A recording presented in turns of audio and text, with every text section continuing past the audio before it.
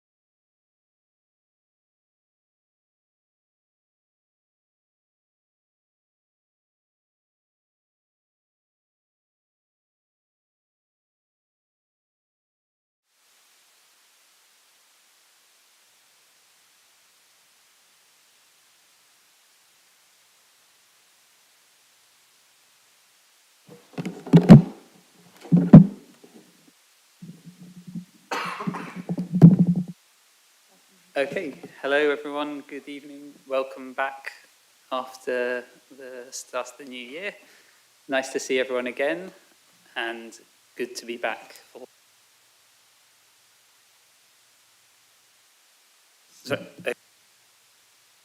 Good to be back for a cabinet meeting.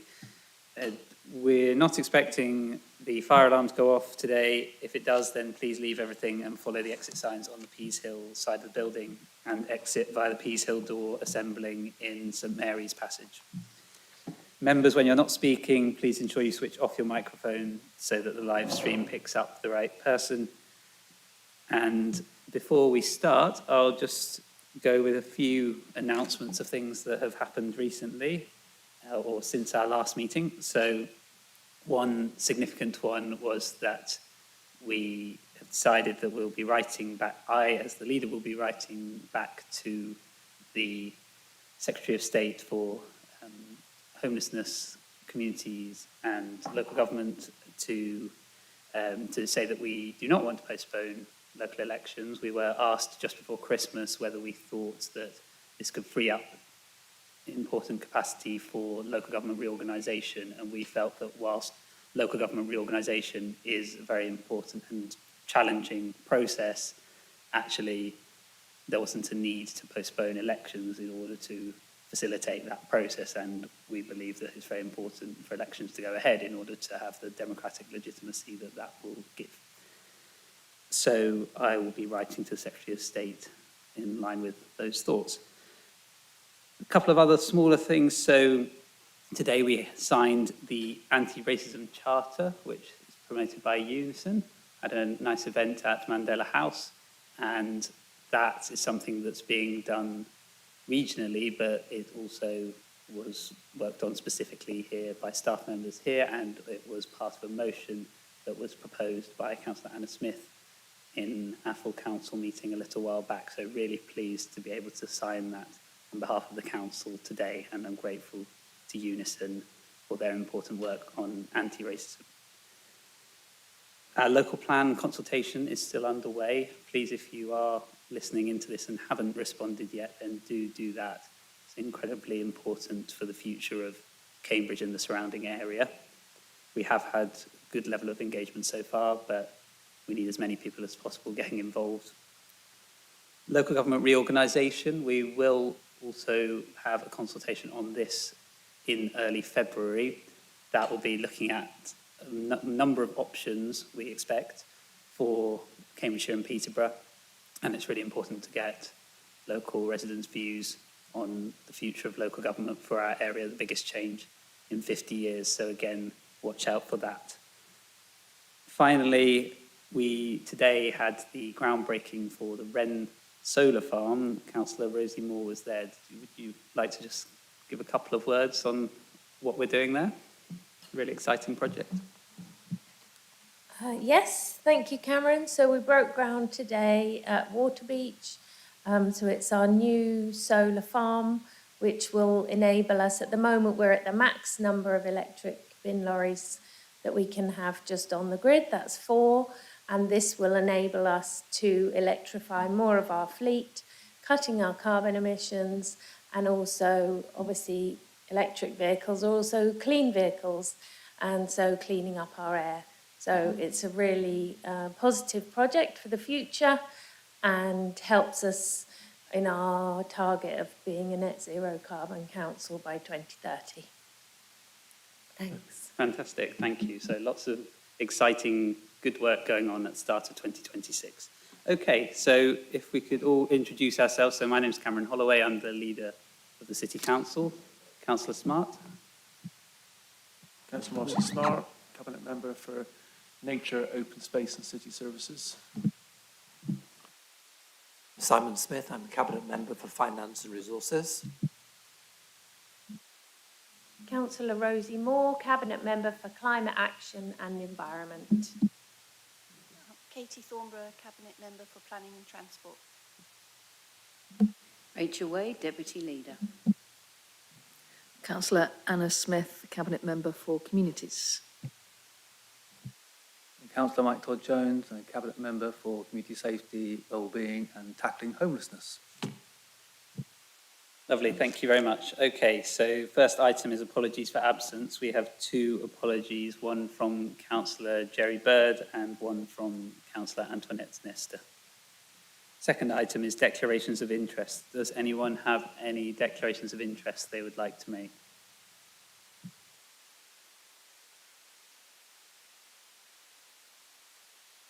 Okay, but if any come up as we go through, then obviously feel free to put your hand up and declare. Third item is the minutes. Please can members indicate if they are happy to accept the minutes as a true and accurate record of the meeting of the 25th of November 2025.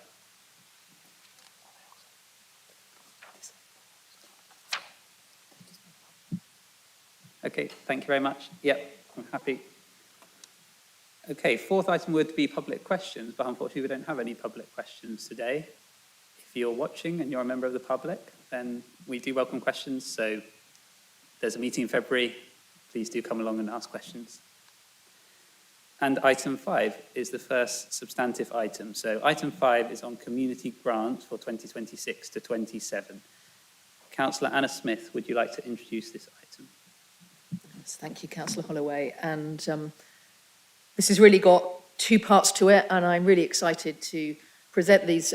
Community grants is always one of my favourite parts of the year as Communities Cabinet member, because there are so many phenomenal organisations that we work with and are able to support through these community grants. So if you're watching online, please do, if you haven't had the chance to do so, please have a look through the spreadsheet of groups that we're able to work with, because they are phenomenal. And if I forget at the end, I want to give my particular thanks to the grants team. We have Julie Cornwall here today in the room, but she works with a much wider team, and the amount of time they spend working with our partner organisations to get to this point every year is really significant. So Julie, thank you to you and your team for what you do.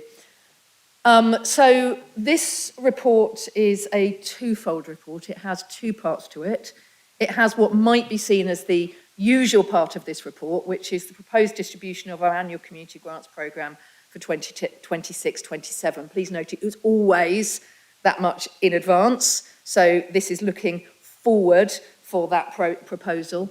But it also has proposed changes to the scheme in the longer term, which demonstrate really our continuing commitment to the voluntary sector and looking to see what we can do in collaboration with the voluntary sector to ensure that they are as strong and as well supported as possible. So first of all, you will see the appendix to the item which goes through the grants that are suggested for the period 26-27. But I wanted to focus in particular on the proposed changes to the scheme. Now, this is something that we have discussed in scrutiny. I'm very grateful to the scrutiny committee for the fantastic discussion that we had on that and many contributions that they made, and it's really good to see the chair of that scrutiny committee here today. The changes we are proposing to make are a direct response to what the voluntary and community sector have told us they need to be effective. And that basically means reducing the barriers, giving them greater certainty, and giving them a more trusting relationship with the council. We're working with some really superb, mature organisations who do really great work. Our approach is not a top-down, we are the council, we know everything, you just get on with what we tell you. Our approach is working in partnership with our community organisations for the good of the city. And what we're proposing in the grants really underpins that. So members agreed this direction of travel in previous years. I want to pay testament to the work of Councillor Rachel Wade in this regard, who has laid a lot of the foundations for this work, which is to move away from a short-term transactional grant towards a multi-year relationship-based funding, and to move away with particularly those longer-term relationship strategic-based grants, away from a, here is a project that you bid for, to, we are very approving of the work that you do, we acknowledge what that work does for our city, and we want to support you in doing that work. And I know that the number of conversations that I have had with our voluntary groups over the years where they've said, you're asking us to do a project, but actually what we're struggling to do is just exist. And so you're asking us to do something extra for the money that we need, when really you're supporting all the work that we do. So we want to move to a system which, it's called unrestricted funding, and I just want to reassure Cabinet that does not mean that they can draw down as much money as they like forever and ever, but it does mean that when the funding comes, the community organisation gets the choice on how to spend that funding within certain parameters. But it doesn't mean that they have to come up with a project proposal for us first, and particularly said, well, that will be in the longer-term 3-year strategic partnership proposal. There is still the facility for smaller grants that are 1 year, and there's also a facility for a kind of interim arrangement, which is really aimed at those larger organisations which have a national remit, but nonetheless work with us really well in Cambridge, where we want to ensure the money is spent locally, so we still want to have a slightly more project-based approach with those organisations, but still look at the multi-year. So what we are proposing is really 2 things. 1, that we move broadly to a multi-year approach, and 2, that we release many of the restrictions that we currently have in the way that those grants are used, to put the trust in the organisation themselves for the work that they do that is so powerful with our communities. And we've done this in conversation, in collaboration with our voluntary sector partners. And in particular, we have trialled this with 3 of our key voluntary sector partners.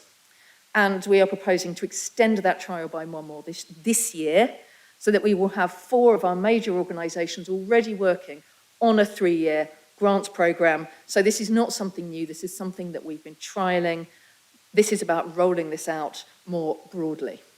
And it's worth saying that the value for money that the voluntary sector provides is really exceptional, because, you know, and this is research, and of course different people will have different models, but broadly it is estimated that for every £1 spent on grant funding, that organisation is able to basically get £4, because of the way that we provide a little bit of security. That enables them to apply for other grants, it enables them to get sponsorship and other support, but basically that money that we're able to give just has an enormous impact. So this is something we are all really proud of, I know, as a council across different political groupings. This is something that we all, I know, value, our work with our community partners.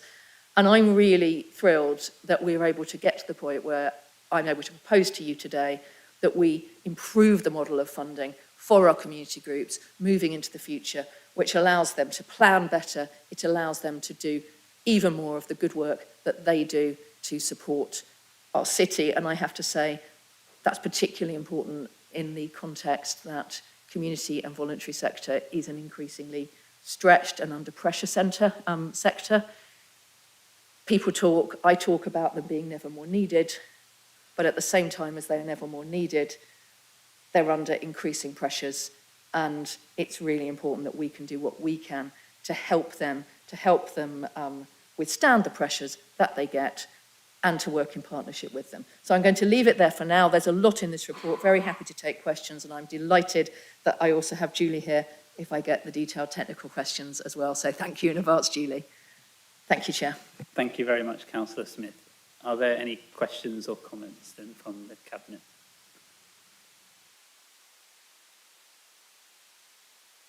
Councillor Smart? Councillor Smith, I usually express interest in inflation. I wonder, is factoring in inflation expensive over the longer term, these 3-year grants? Thank you, and thank you for raising that. We are factoring in an inflation uplift on this. This is something we're doing already with the organisations we're working with who are on the 3-year programme. So this would be about having an equity across those grants. So anybody who is on that multi-year grant would have that same experience. It is a very small amount of money, relatively speaking. So Julie, correct me if I'm wrong, but I think we're looking at something in the region of 40,000 over the 3 years. So that's not 40,000 a year, but 40,000 over those 3 years. So giving people just that little bit of ability to plan by factoring in inflation, I think it's really good value for money. Thank you, Councillor Smith. Councillor Smart, would you like to come back? Just follow that up, Chair. So, I mean, obviously that's making an assumption on inflation at 40,000, I presume. We don't really know what inflation will be. If we had Truss economics again, for example, things could be different to that which we hope will be the case, which is much lower levels of inflation under the current administration in government.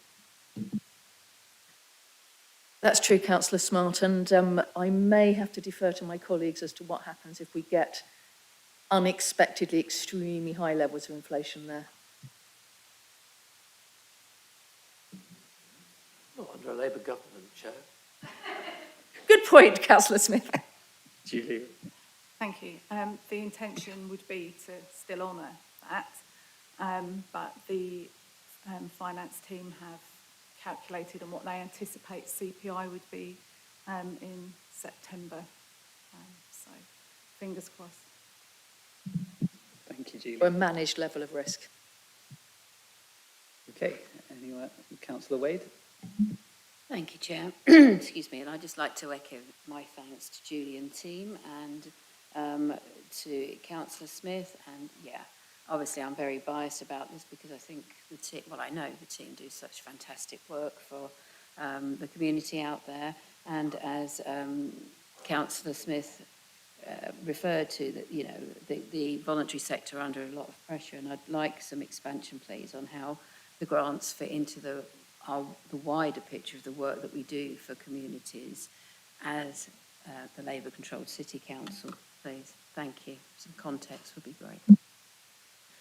Thanks, Councillor Wade. And I'm glad you asked that because I think, I'm passionate about community grants. So I always end up talking about them a lot. And in themselves, there's something that are really significant. I struggle to think of many other district councils that have a grants pot of this size. It really is quite significant. And actually, later in the agenda, we have a discussion of another set of grants. I think broadly, the City Council gives just over 2 million in grants. They don't all come from this community grants pot.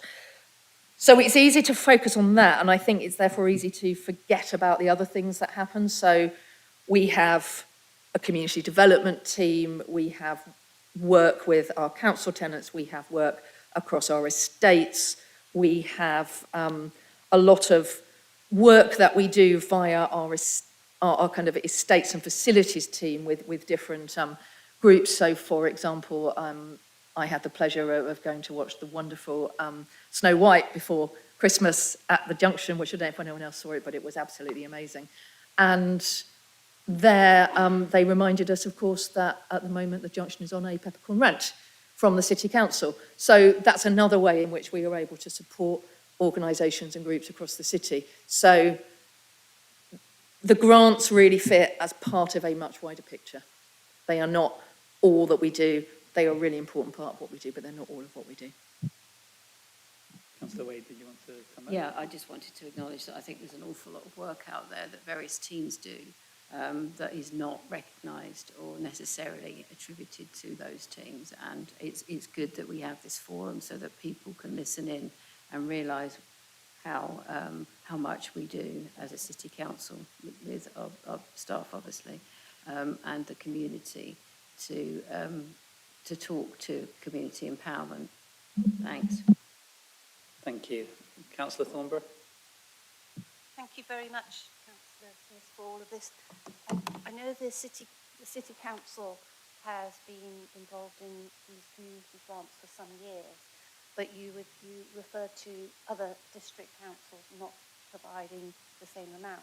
But could you explain a bit more about whether, even though we've been doing this for years, that it's not a statutory service we provide?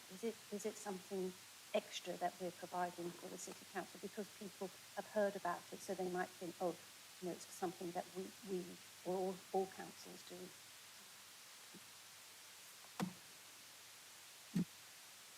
Thanks. Well, actually, the vast majority of things in my portfolio, if not everything in my portfolio, is discretionary.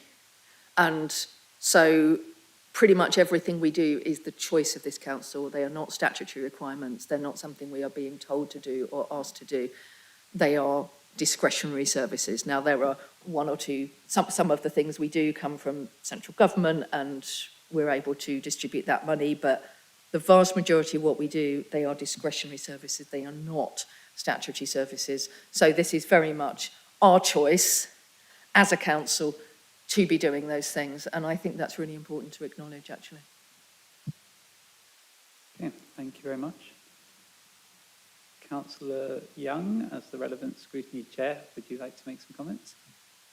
Yes, thank you, Chair.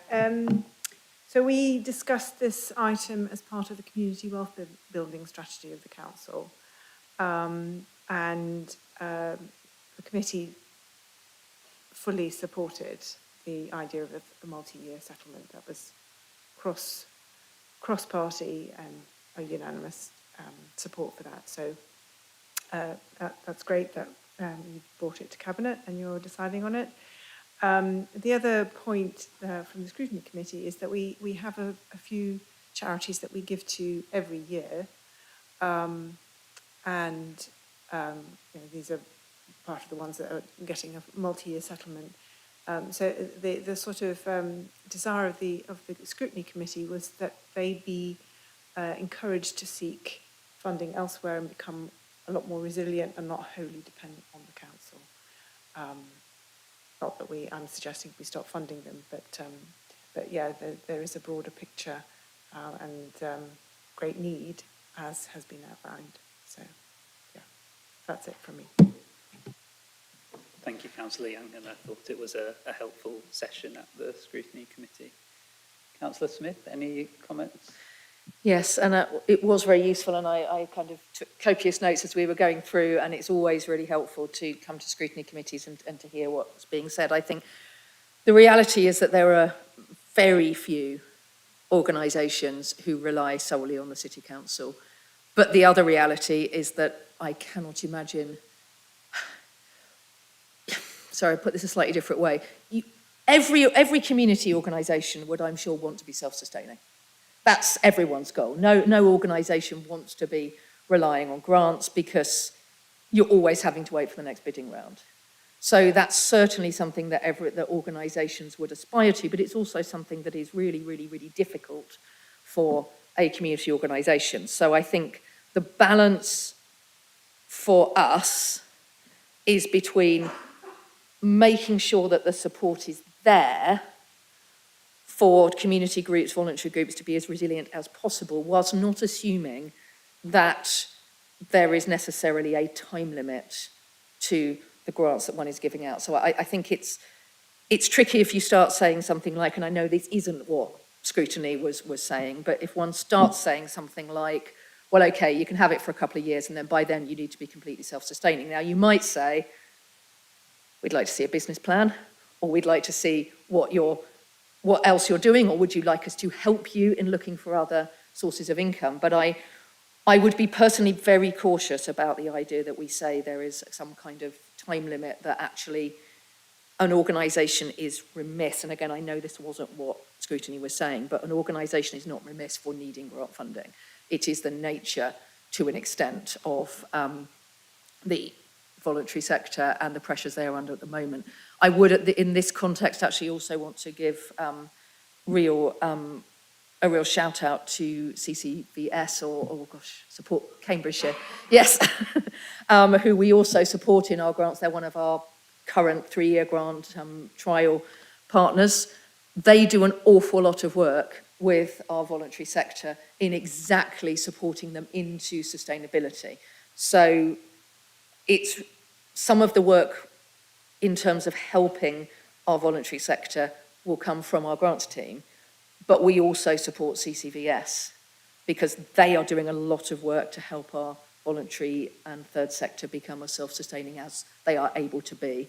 So that's something that I know we're all committed to, but I would just have a note of caution around putting a kind of time limit on that, because the nature of the sector is that it is going to be really hard for organisations to be self-sustaining. So I'm not suggesting these grants here have a shelf life. I don't think they will, if I'm honest. I think there will always be groups that need our help, and I think we should always be committing substantial amounts of money to supporting those groups. Thank you, Councillor Smith. Julie, would you like to add something to that?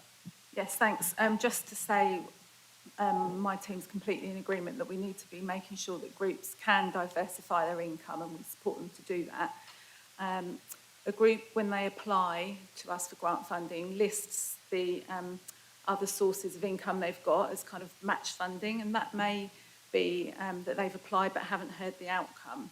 We wouldn't change a decision if they weren't successful in getting funding from elsewhere, but we would be expecting, particularly the larger groups that are quite well established, to at least be trying. Councillor Smith has said about us sort of working with them, just to kind of help them with that process is what we would do.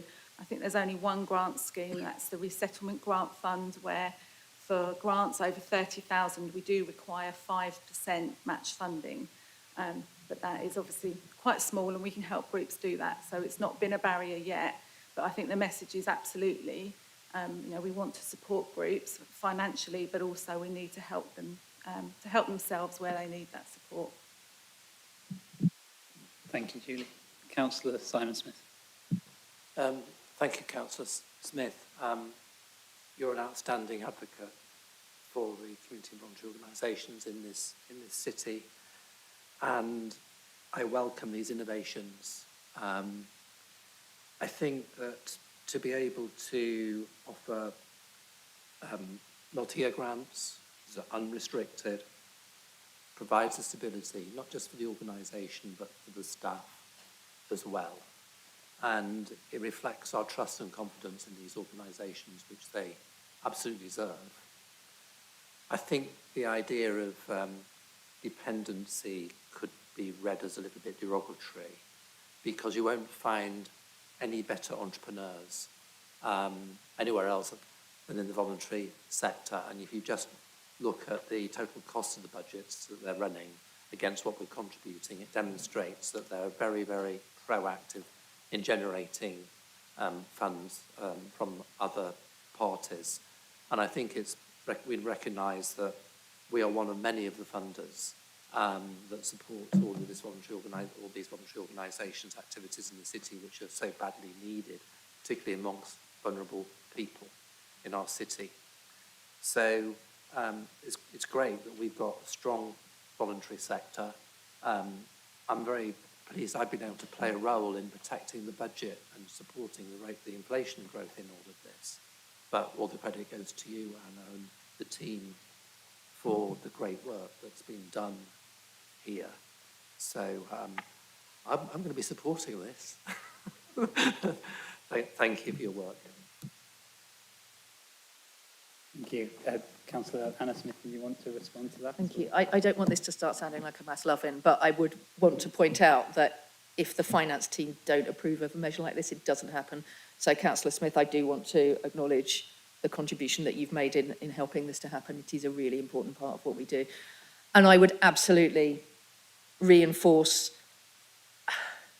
I think it's easy to assume that because a sector isn't making a profit, it doesn't know how to work in an entrepreneurial way, and it doesn't know how to make good use of its money, and I would really challenge that. I think we have some of the most outstanding people in our city working in our voluntary sector, and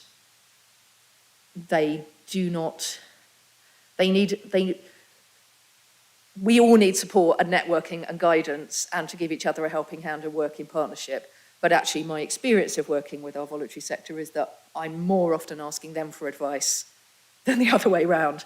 And we saw that during COVID, but we've seen that in so many other ways. These are exceptional people doing exceptional work with very little money. And I'm really proud of the fact that we are able to contribute for that. And my commitment is that we continue to protect the work that we do with our voluntary sector. I think it is absolutely vital. And I will come back to that £1 in 4, because I think it's really important that when we moved to a community grants model, and I'm old enough in the council to remember that council meeting and talking about that. I think it was Councillor Johnson at the time who made that move into a grants-based model because we wanted to empower the sector directly. When we do that, we are generating, as I said, on average, for every £1 we give, £4 is generated. So it is the right thing to do, I believe, but it is also, if you're looking at the pennies, a cost-effective thing to do as well. Thank you. Councillor Bick, would you like to come in? Thank you, Chair. Yes, I had a couple of questions about the actual, the range of grants being proposed here. And indeed, it is an impressive array of different activities. But one of the things that I noticed, taking a broad view of this, is that there were a number of applications from organisations in support of projects supporting physical exercise and fitness and health. And in actual fact, I stand corrected if someone has looked at the detail in finer grain than me, but they actually were all rejected. And yet, as far as I could tell, that area of work is encompassed within the programme. And so there may be a series of coincidental factors why they all failed on this occasion.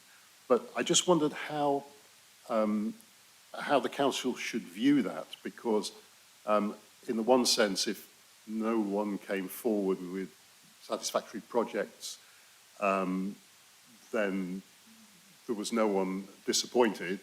But on the other hand, I guess that because we have the broad intention to support work in that area, there may be an unmet need on the other end from members of the public residents. And so should we be a bit disappointed that there weren't any fundable schemes in that area? And is that something that the council would be trying to do something about? Because in the big picture, things like variations in life expectancy across the city are real issues, and projects in the area of physical fitness and health would tend to speak into that. So it's a bit strange that we're finding ourselves in that situation. That was one question. The other question was, there are a number of lines in the report where it's noted that the organisations are also getting funding from somewhere else, particularly recurrently Sharing Prosperity North Cambridge. Now, should I understand that funding is for something different, or is it for the same thing? And perhaps would it be a good idea that we understand, kind of from an organisation-focused view, how much money they're receiving from which pocket across the council, so that we can kind of understand the bigger picture than just this one programme. Thank you. Thank you, Councillor Bick, for those questions. I'll go to Julie first, I think, for the specific details there. Thank you. Yeah, I think with the sports, we were also a little disappointed this year. And we've had a look into the reasons why we didn't get as many applications as we would hope for activities around active lifestyles. I actually did contact some organisations that I would have expected to apply for that round who hadn't. One has just applied for the £5,000 and under scheme, which closed today. They've just chosen to apply for less. So they'll be hopefully receiving funding from a different pot. And another well-known organisation that usually applies has chosen to review their own business plan first and then come back to us when they're in a position to, they felt, to put in a strong application. But generally, when we've had a look at some of the reasons behind those not being awarded funding, I think there are two things. All of those where we weren't able to make an award, none of them had actually discussed their ideas with our active lifestyles team, and so sometimes it didn't really feel it was targeted in the areas where we really needed perhaps additional to support to that we're already able to provide as a council. But sometimes it's about the structure of the organisation. You'll see in one of the appendices, Appendix 2, we do have quite specific criteria about the sort of groups that we can fund, and so we've thought about how can we encourage those groups to work with organisations that do meet the criteria. So we've really been pushing, and we've amended the wording since this round closed on our website, about partnership working, because there could be an organisation that in a particular geographical area of the city, for example, that could then use, I don't know, a football club or some other kind of sports club that might not meet the criteria, but they could work together with an organisation that does. So that's something that we've changed as well. And I think the other thing to think about is that the Active Lifestyles team has its own grant scheme as well, one for organisations and one for small grants. We're actually meeting them with a view to some of those coming onto the portal as well. So I think we'll see a sort of more comprehensive picture.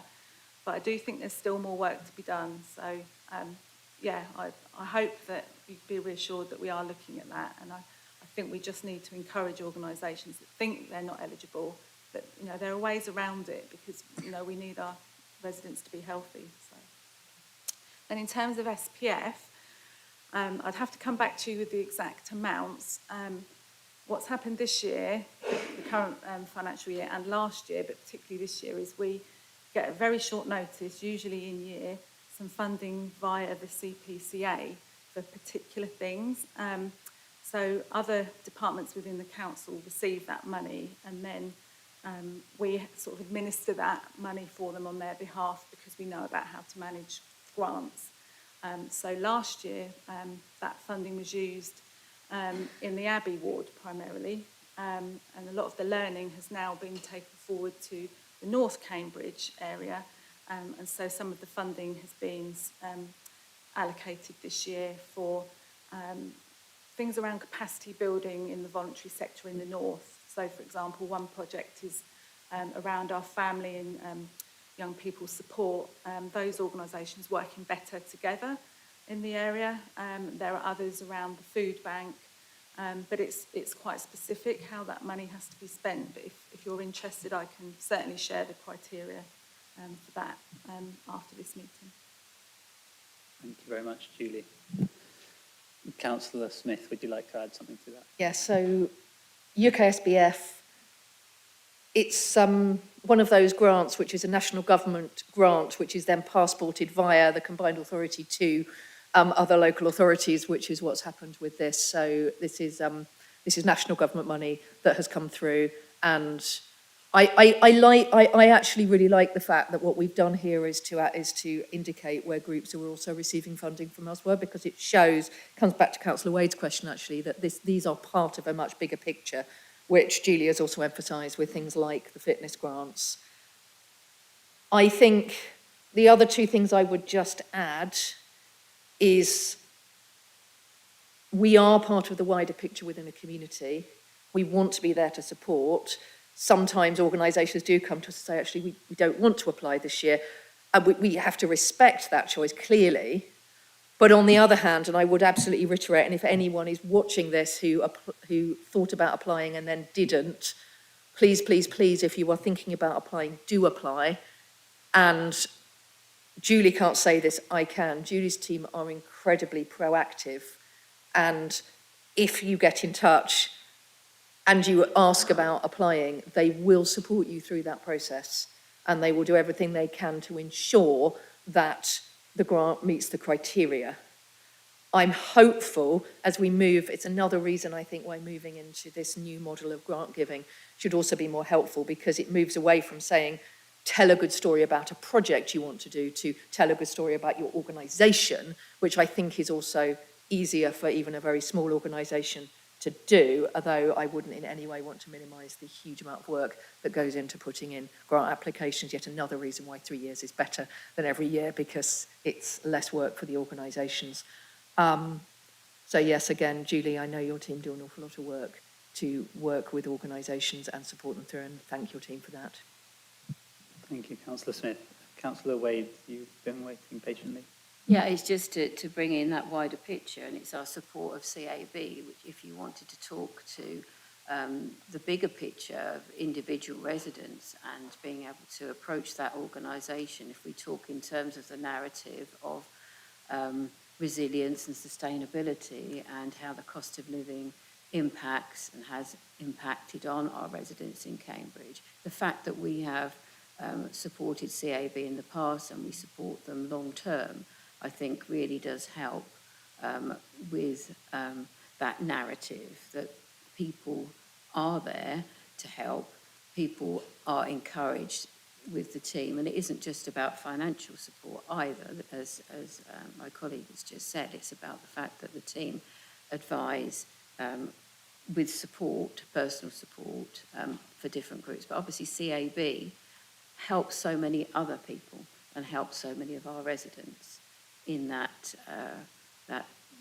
fight for day-to-day existence. And for some, it can be a fight. And I'm really proud of the fact that we support CAB to signpost our residents and help them in any way they can. Thank you. Thank you. Any further questions or comments? Councillor Simon-Smith. Yes, I just wanted to put the issue of having no funding grants out of this fund for leisure exercise. There are only 3 applications and 2 of them were not eligible. And the third one, the report says concerns regarding quality, viability, poor level of detail provided about the activity. So it wasn't as if there was an overwhelming demand for grants, and they came in from the one with insufficient quality and the other 2 were ineligible. And as Julia said, there is a separate fund for those activities. So there's not a gap there. Thank you, Councillor Smith. Councillor Moore. Thank you. I'd be very happy to support this, but actually I just wanted a very small declaration of interest, just in case one of my children works at Kettle's Yard. Thank you. Thank you, Councillor Moore. Okay, before we move to the vote then, Councillor Smith, would you like to sum up? Yeah, well, I wanted to say one short thing in response to Councillor Smith, and then I will say a brief summing up, which is just, I think it's useful for us to also appreciate how the process of allocating grants works, because what happens is a fully fledged paper comes to committee, but there's an awful lot of background work goes into that. So an awful lot of work that goes on with the grants team. It's pretty much a year-long process, isn't it, doing this? You're working on the next ones before you... but also I wanted to reassure Cabinet that whilst clearly it is absolutely right and proper that recommendations are put together by our grants team, because I've always felt that the last thing you want is just councillors kind of going, oh yeah, I've heard this group are quite nice, let's give them loads of money and that's it. That's not how it works. We are evidence-driven, we are data-driven, we look at the quality of the bids before us. That's really, really important because we have to have a really robust process.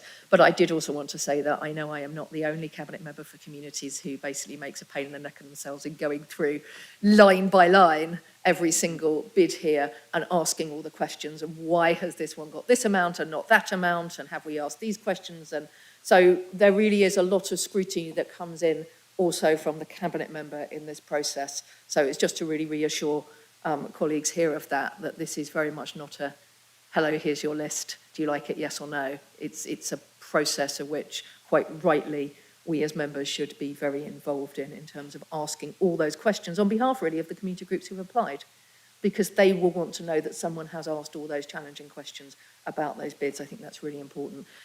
I won't spend ages summing up, I think we've said it all, but the thing is, this is such, for me, we've got 2 things here.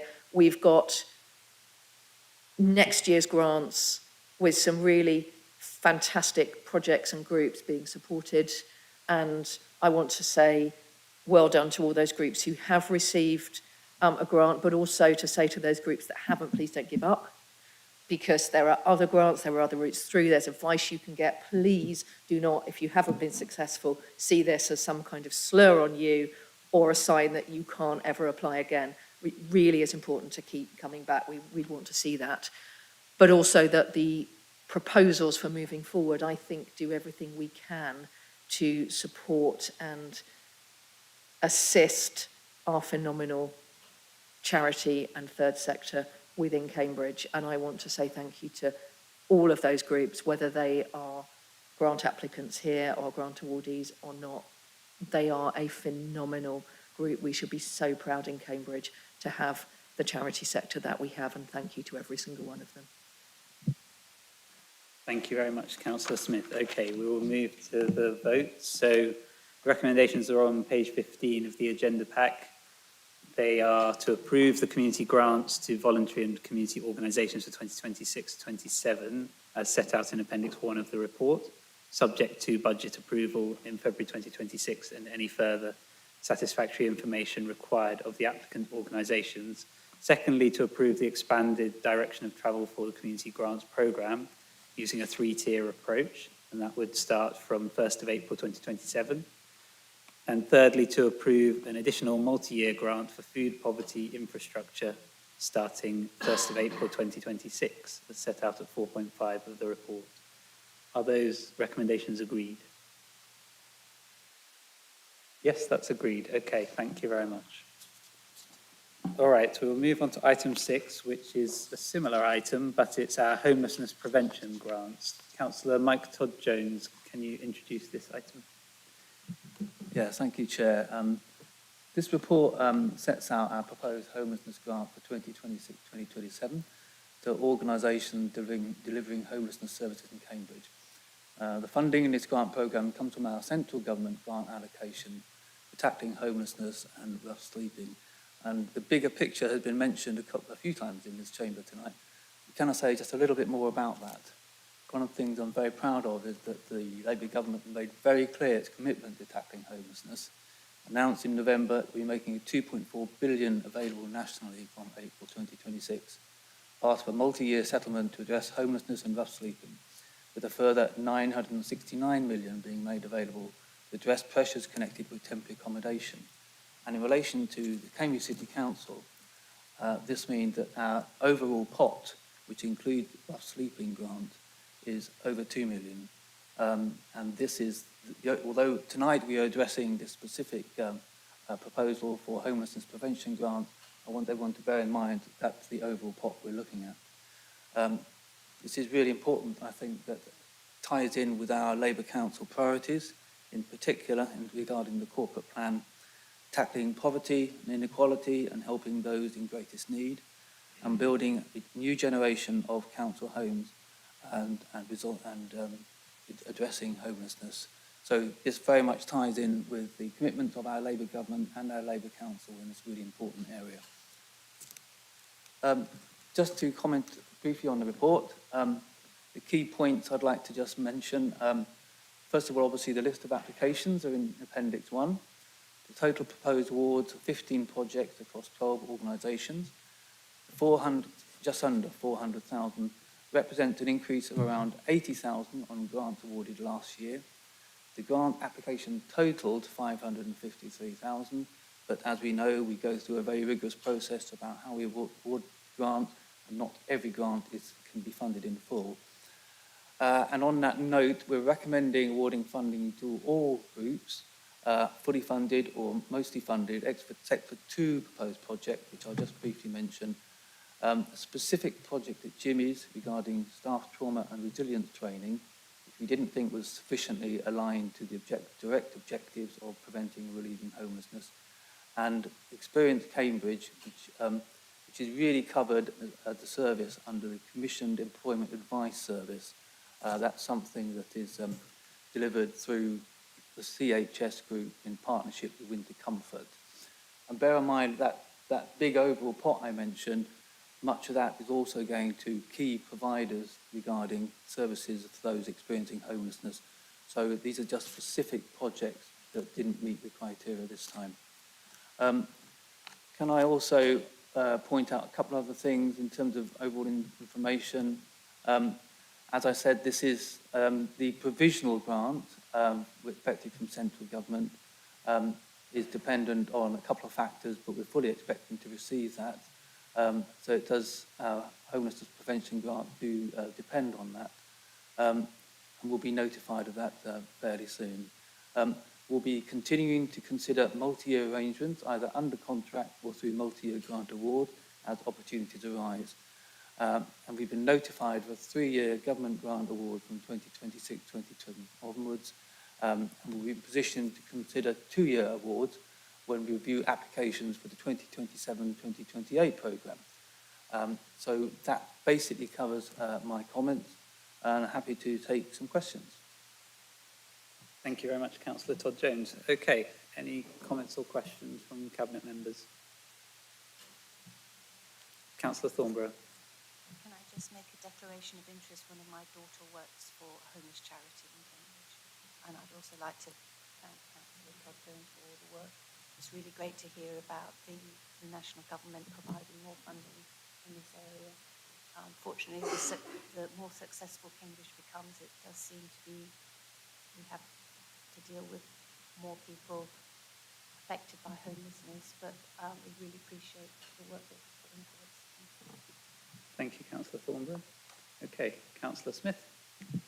Thank you, Councillor Todd-Jones. It's a very good paper, and obviously this is a very important part of the way in which we support the most vulnerable people in the city. We got to a point where we don't just have poverty, we have just destitution as well. So the Labour government has honoured its commitment to increase funding for homelessness, rough sleeping and domestic abuse, and in the fair funding allocation element of the local government finance settlement for the City Council, the funding will be rising to 2.2 million by 28-29. So a commitment honoured and targeted, to say, at the most vulnerable people. So we'll have continuity of support for homelessness and prevention of homelessness, and for rehabilitation and pathways back into settled accommodation and work.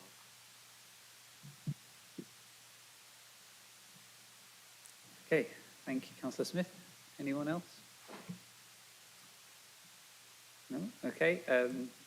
Councillor Hannah-Smith. Sorry, I feel that we spent so long talking about grants just now that actually we've got an equally fantastic set of grants here, and we're like, okay, we've done grants now. So I don't have a specific question, but I just want to say from my perspective, what the homelessness prevention grants do is really phenomenal and really important. There is a clear overlap between communities work and homelessness work. So I've had the great privilege of speaking to many of our homelessness relief charities across the city. They are doing really great work, and I know that the projects that this grant fund is going to support will be really valuable ones that will really help some of the most vulnerable in our city, and I think that's so important. So I don't have a specific question, but I just wanted to say I will be supporting this paper. Thank you, Councillor Smith. I will ask a question, actually, to Councillor Todd-Jones. So the winter, and particularly the cold weather we've had recently, it's a time when people sometimes do turn their thoughts more to people who are homeless or who are sleeping rough because of how extreme the conditions can be. Now, we have a severe weather emergency protocol that we actually brought in last week for the very cold weather that we had.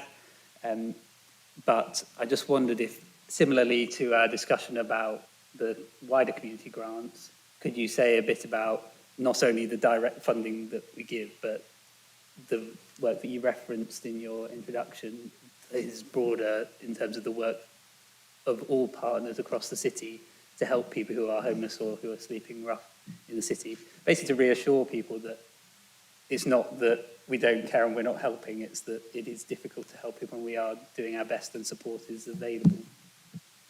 Yeah, thank you, Councillor Holloway. Yes, and there's a huge amount of kind of mainly unseen partnership working that goes on, and I have to say my eyes were opened to some extent when I recently joined the Street Pastors on the Friday before Christmas, and I have to say I think I posted a video, the first time I've ever posted a video at 3 a.m. on a Saturday morning, but it was a very interesting experience, and part of that role that street pastors and other services involved, such as St John's, Ambulance and so forth, was touching base with rough sleepers around the city centre, checking whether they had accommodation, whether they had support. And that's just part of that unseen, mostly, network that exists that we as a city council support and foster. And I think that's really important. And in terms of the severe weather emergency protocol, Crossways, of course, is open again with 20 beds specifically for that purpose. And I'm really pleased that we're extending Crossways accommodation into the summer months as well. So thanks for the opportunity to mention that. But it is just amazing to see the amount of work that goes on, which I think mostly the public out there are not aware of. And the more we can do to publicise that, the better. Thank you very much, Councillor Todd James. Councillor Smith? Sorry, yes, I do have a specific question following on from this, and Chair, please tell me if I'm going too far away from the brief here. But you asked about the wider work with homeless people, and in that vein, I would like to ask about what the provision is when we are outside of severe weather protocols. So is it the case that there is only housing for homeless people during severe weather, or are we able to house everybody who needs housing through the year? What's the balance there? You know, the opportunity to house anyone who needs it. There's no reason why anyone should be rough sleeping on our street. There will be always accommodation support available to every individual, at all possible. Thank you, Councillor Todd James. Councillor Moore? Thank you. I have two questions. One, I think, for just around touching again on homelessness more broadly and with the current cold weather. If I appreciate that the network that you mentioned, often there are people within that network, including our own council officers, who actually know every person who's sleeping rough and engage with them and tries to get them help to get off of the streets and into a safe home.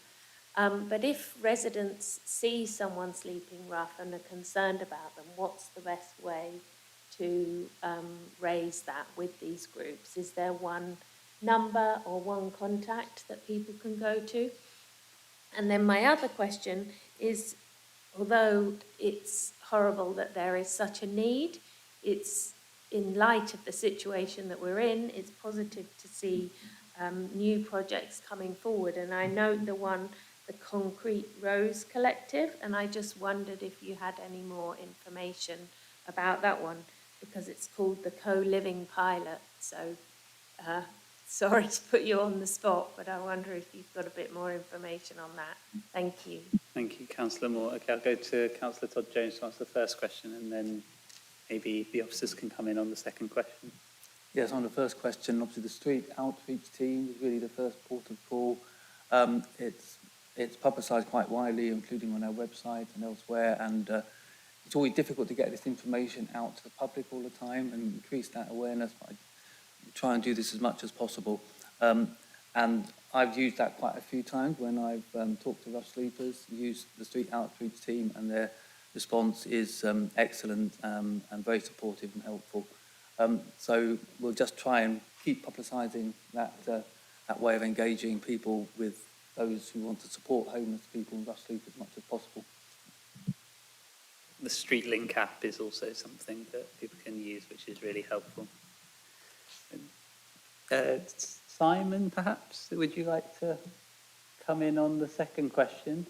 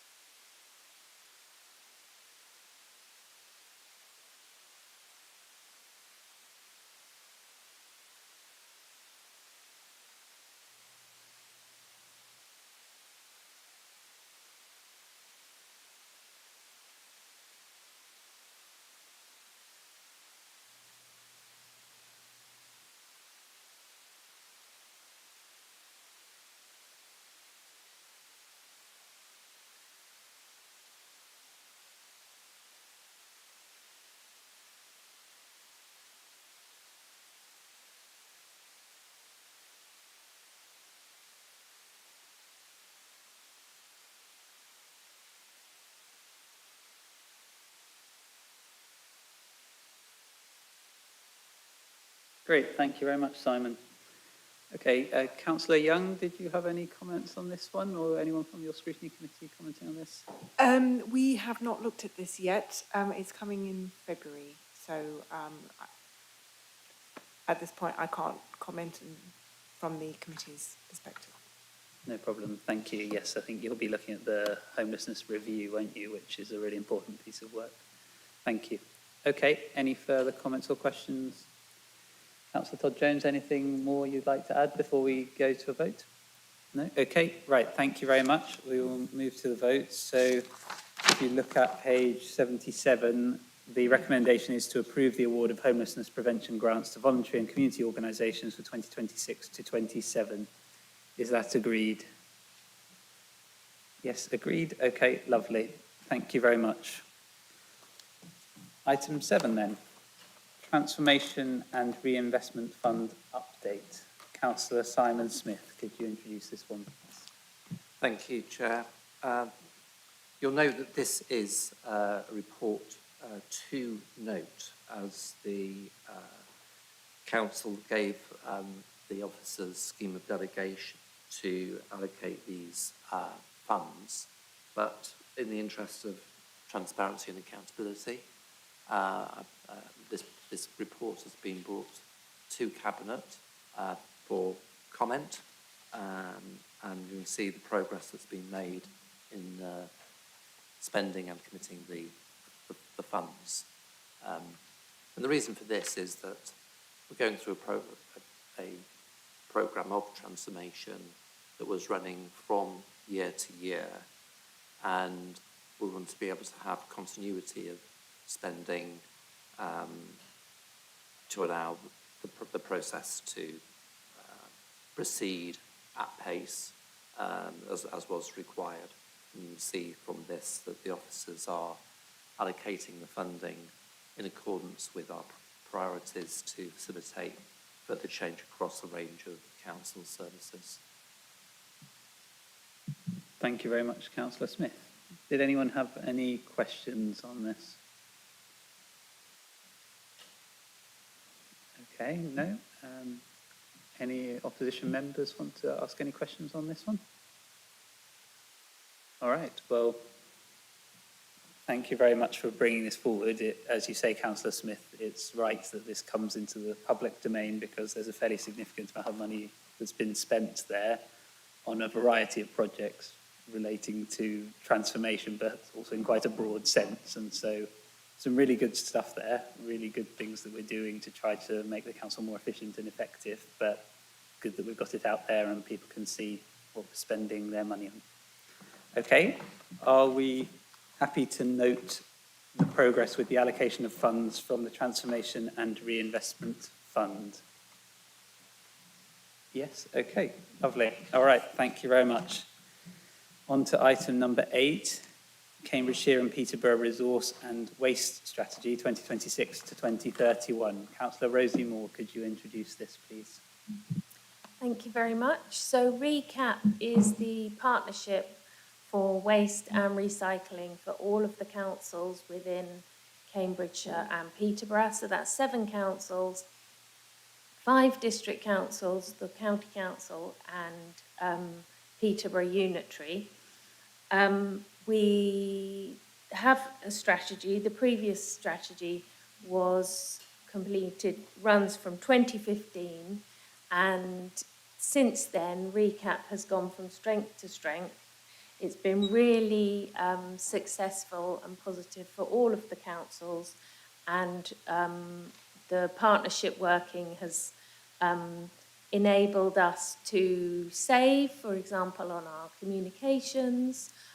We've been able to work together on the national legislation changes. There have been a lot of changes over the last few years with the National Waste and Resources Strategy.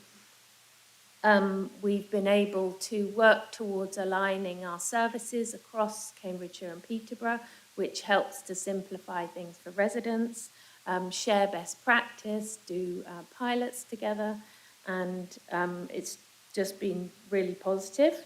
But the strategy has run out, so we need a new one. This new strategy aligns with our own Cambridge City Council's priorities, including reducing our carbon emissions and working towards our target of being a net zero carbon council.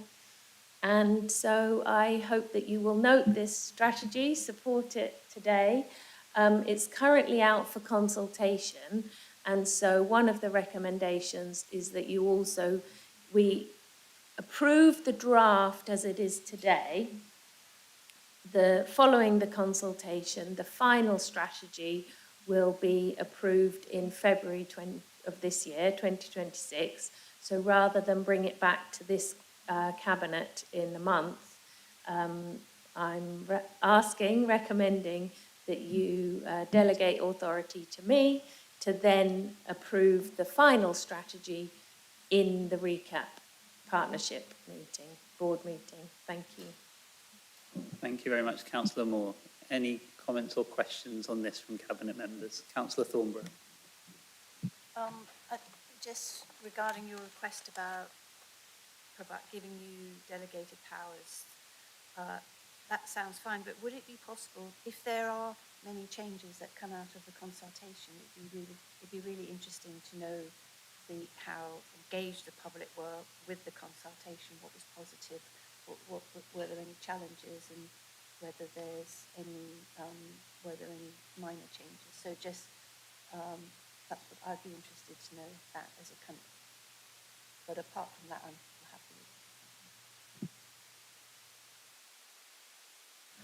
with it. So the strategy has been through a lot of discussion across the councils. We have all colours of councils across the combined authority area, and so a lot of work has gone into approving the words that we can all agree on, and the strategy itself is about improving our waste and recycling facilities across the county and Peterborough, improving and working on our comms, reducing emissions from waste and from our waste collection and disposal. So I cannot imagine that there'll be many drastic changes to the strategy. However, if there are, I will absolutely bring those back. Thank you, Councillor Moore. Councillor Young, did you have anything on this that you wanted to ask? Well, I mean, we had an update at scrutiny on the regen contract. I don't think it's particularly relevant to this, or we didn't discuss this in detail, so I'm afraid I don't have a comment on this. No problem, thank you. Councillor Houck, I think you had asked to speak on this.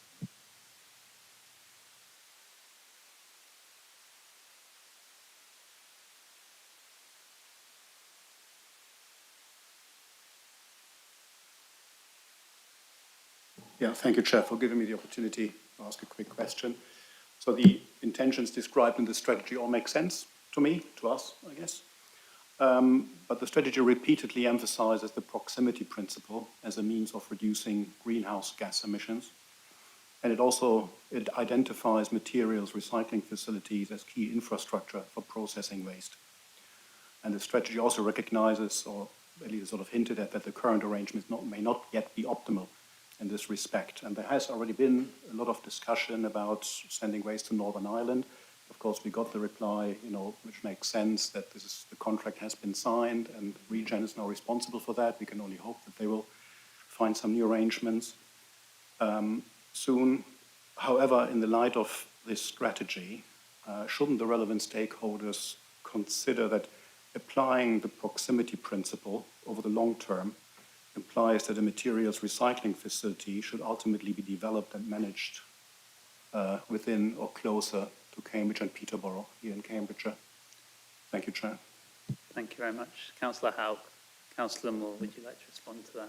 Thank you. So within the strategy and then also within the report, I think when you're talking about the proximity principle, there are actually two aspects. So a couple of those where there were other councils struggled to find local solutions, that was actually in transfer stations. So that's where the waste is collected. It's essentially dumped out of the vehicle, and then it's collected and taken to wherever it's going to be managed. So we didn't need that for our previous blue bin recycling, but we do now. Whereas other councils, for example, that were further away, say in Fenland, they actually needed transfer stations to get to Waterbeach. So every council has different requirements, even if, for example, the MRF is in Cambridgeshire. The other one that you're discussing is, as you say, the mechanical recycling facility, the MRF. So ideally, we would have a modern, environmentally friendly, efficient facility within Cambridgeshire that we could use at an affordable price. And so, as is stated within the paper, one of the benefits of further cooperation with the councils in the area is that if we wanted to build our own, for example, the RECAP partnership would be the perfect vehicle to have that partnership working for such a large infrastructure project. However, that's not something that we are proposing today, but certainly I personally would be in favour of that. But obviously it would require a lot of upfront investment and would be quite a different level of risk, requiring a lot of knowledge that's not currently held within the councils. But that's something that we will all need to consider for the future. And that's one of the reasons why having a strategy for all of our councils on waste and recycling into the future is a really positive thing. Thanks. Thank you very much, Councillor Moore, and thank you, Councillor Houck, for your question. Councillor Smith. Thank you, Councillor Moore. And first of all, I absolutely agree that it is vital that we're thinking across authority here. We are much more effective if we're all doing the same thing. It just seems to me much more sensible that we're thinking in that bigger picture.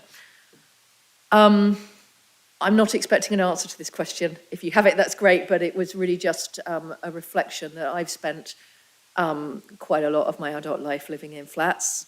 And so I'm always really aware that strategies can have unexpected impact on residents in flats. And I see there's an excellent design guide that is linked to the consultation resources. But I look, for example, and I see, new build flats should have a space for a 5 litre food waste bin. Well, that's not something, for example, that a lot of existing flats have. So it's just putting really that request in that when we're looking at anything like that, we are thinking about what it's like for people in apartments who perhaps are in a very small space, haven't got room inside their apartment for multiple bins, and perhaps outside don't have the spaces either, and thinking about how we can facilitate really good recycling practices and support residents in that in flats and apartments.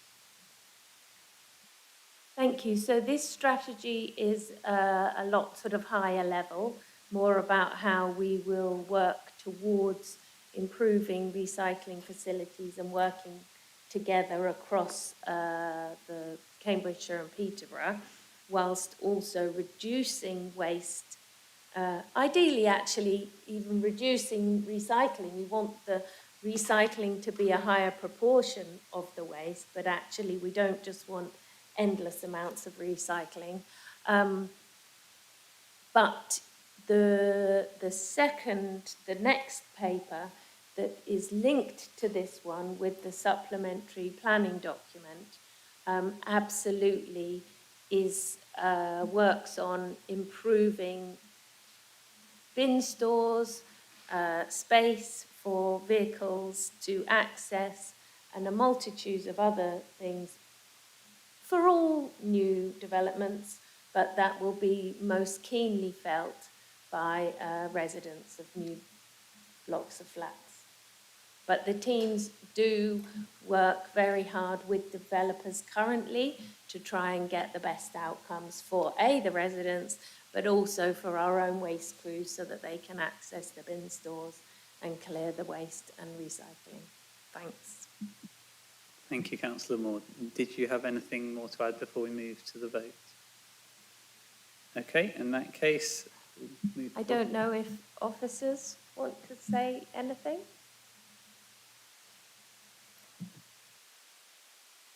Rebecca, did you have anything further to add on any of the comments that have been made?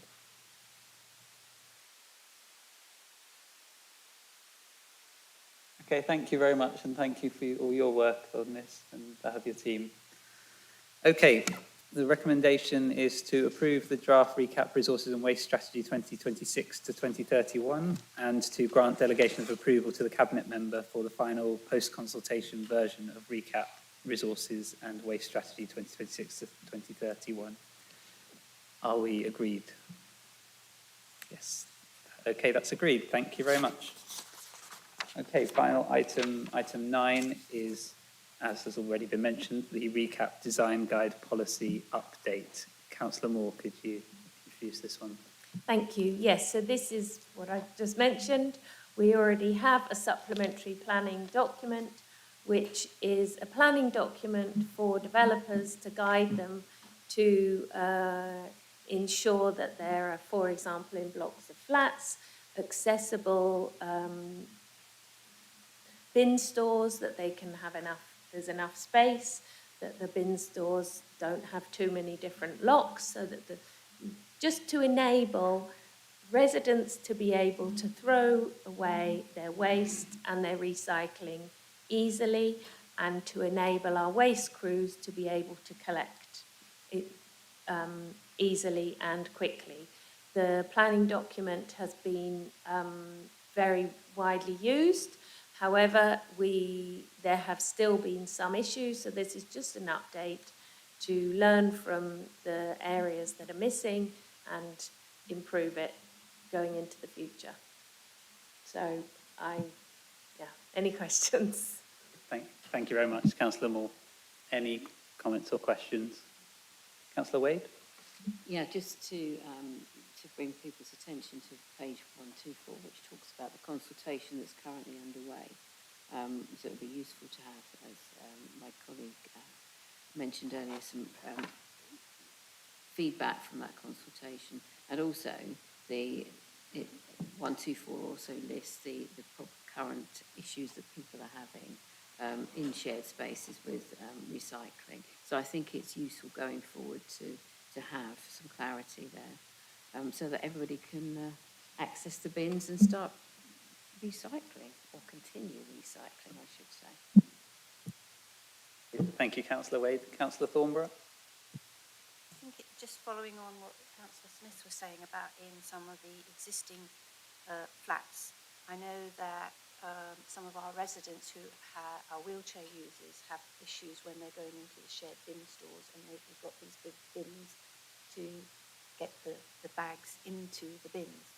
And I hope that that's something that might be picked up on this one. To be honest, I'm so involved in the local plan consultation, I haven't looked at this consultation, but I will do that and try and pick up on that. And I also know that it does seem that I think having some clear guidance on the bin stores and the space, and there's so many different bin stores around, and they all seem to present slightly different issues.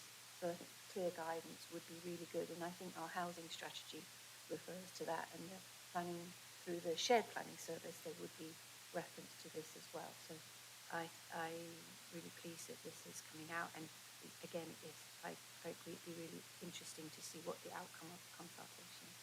Thank you.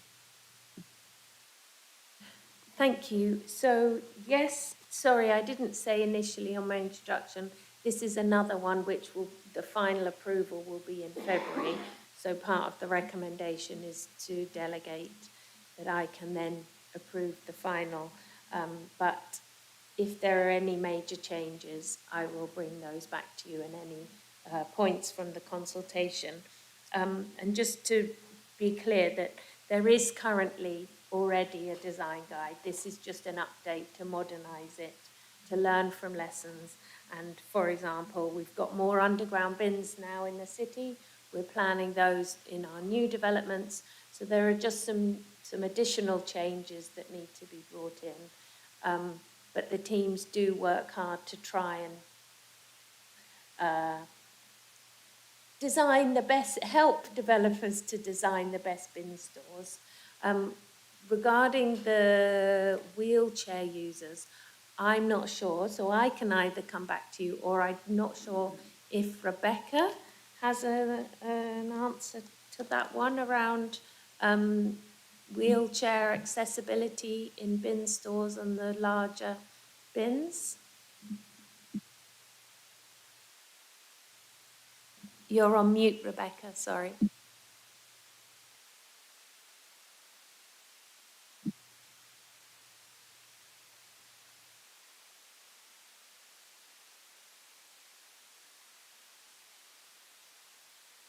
Thank you, Rebecca.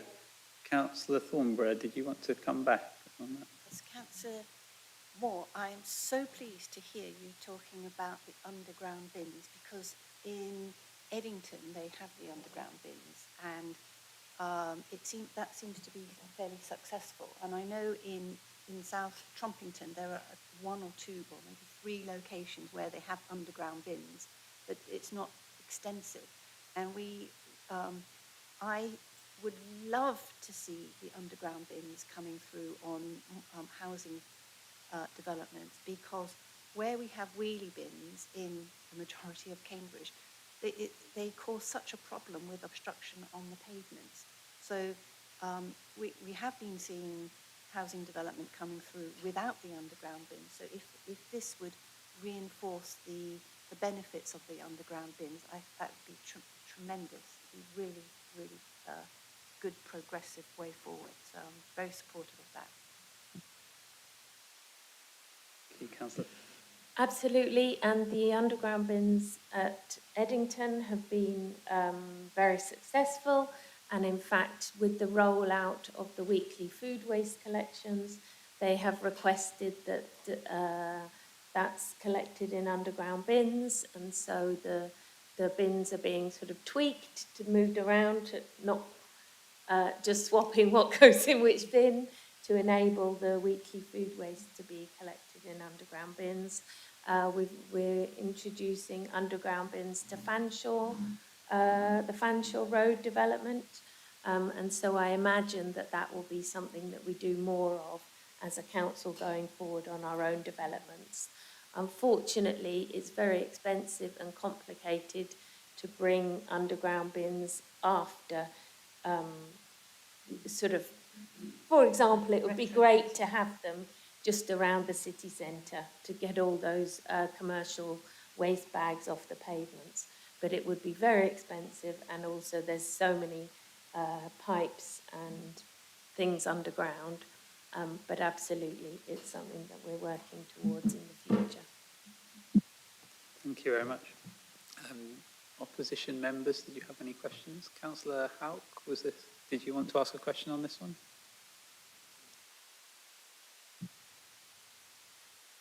No, okay, no worries.